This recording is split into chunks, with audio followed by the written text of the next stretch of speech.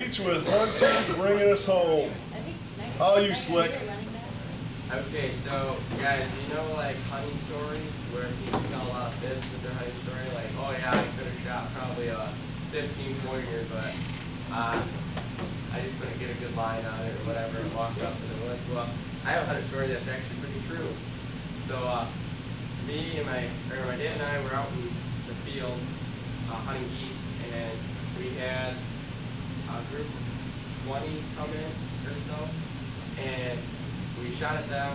We watched 2 fall and didn't see any more. And when we went out in the field and got them, we found another one, so we had 3. And then another group came in of 3. They came behind us, and with geese, you can hear them when they're like coming into land because their wings, you can hear the wind coming through. So we heard them lock up, but we couldn't see where they were. So I jumped up, and they were right behind me.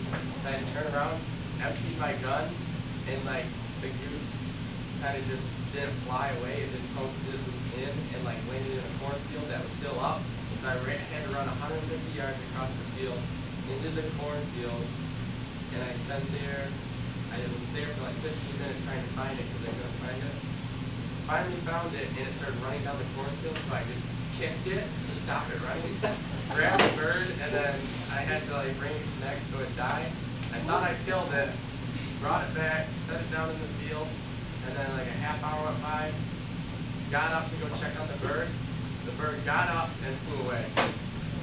So yeah, we came home with 3 birds instead of our limit that night. So yeah, it was not the best. Here's my introduction. This was when I was 5 years old, or somewhere in there, but ever since I was born, my mom always got pictures done every year until I was in like 6th grade, and then we didn't do it anymore. But I always got pictures done at Guys and Dolls. My favorite winter sport to do is snowboarding. The one on the left, that one was just last year. That was at Cabernet for the Big Air competition. And then the one on the right was last year too. Dave took that picture. Dave, he's always comes down to the jumps and takes pictures of us while we're going over it. And that one was a really good one because you can see the snow coming off the jump and still. So yeah, I'm a big hunter. That was when I was younger. I've been hunting with my dad ever since I could walk, pretty much. And we didn't have a dog for goose hunting, so I was the dog. He's like, made me run out there and get the birds. One time, I had to be shot at these 1 birds, and they, the one didn't die, and so it was running across the field, and I ran like 50 yards for it, and I just jumped on top of it and tackled it. And then those birds were last year. Those were the first of our season. That was actually the night that we lost our 1 bird. I'm a big fisher. There's a smallmouth on the right and then a largemouth on the left. That's a smallmouth on the right? Yeah. It was like 4 pounds something. It was huge. We go hunting or fishing at Hupsher's. Hupsher's Grove, Yeah, right by my house. Yeah, that's actually right there. And then the one on the left is at Martini Flooding over by Remus. But the one on the right is in the fall, I think. What were you using? We were just going for walleye, so we got the sinker and then swivel, and then you tie like a 3-foot leader line on it, and then just a hook at the bottom and a worm. Gotcha. But right now they're in there. Like when fall comes, the smallies just load up in Hupsher's, and you can get them all the time. It's just every cast you're just pulling them in. And then I'm more of a walleye fisherman, but my dad's really into bass fishing. We have a bass boat, and he gets into tournaments over the summer. But I'm more of a walleye fisherman. This was when I was younger. I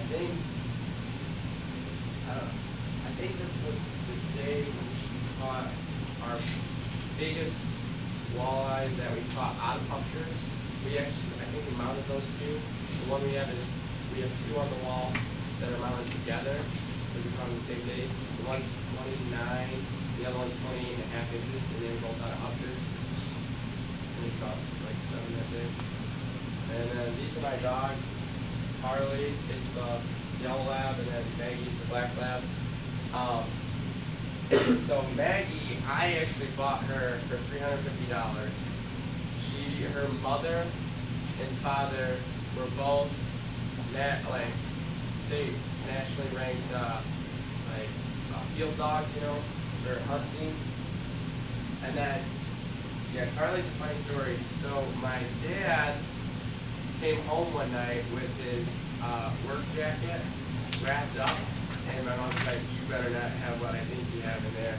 And she was not very happy with him because he brought home Harley that night, and he said that the guy that had her had a litter of them and had chocolate. He wanted a chocolate one. We were actually thinking about getting all 3 of them, but just never got around to it. So the guy had them, and he said he wanted $50 for them, and then my dad didn't have the cash on him because he was driving right then, and so the guy's like, "We'll just take them, because otherwise I'm just going to take them to the pound or whatever." So my dad brought it home, and we got Carly. Maggie, I think this was 2011, but Maggie's like 9 right now, and Carly's 7, I think. So for a little bit. We wanted to get a chocolate, so we'd have to try. But we used to have an old chocolate lab. This was before I was born, and that dog went through a lot. She had a litter, almost died. Then she got she had an assist, had that removed. She got stung by like a beehive or whatever in the kennel, and almost died from that. And then, but that was the smartest dog ever. The baseball field's right out in front of my house. I live right in. All my friends would come over after the game or whatever, and my dad would get a treat out, and he would ask, the dog can actually add, subtract, multiply, and divide. And my dad would be like, "What's 1 plus 1?" And he'd hold up 1 plus 1, and the dog would bark 2 times, and all my friends were they were crazy. All they did was just freaked out when he did that. That's my introduction. Hold on, bud.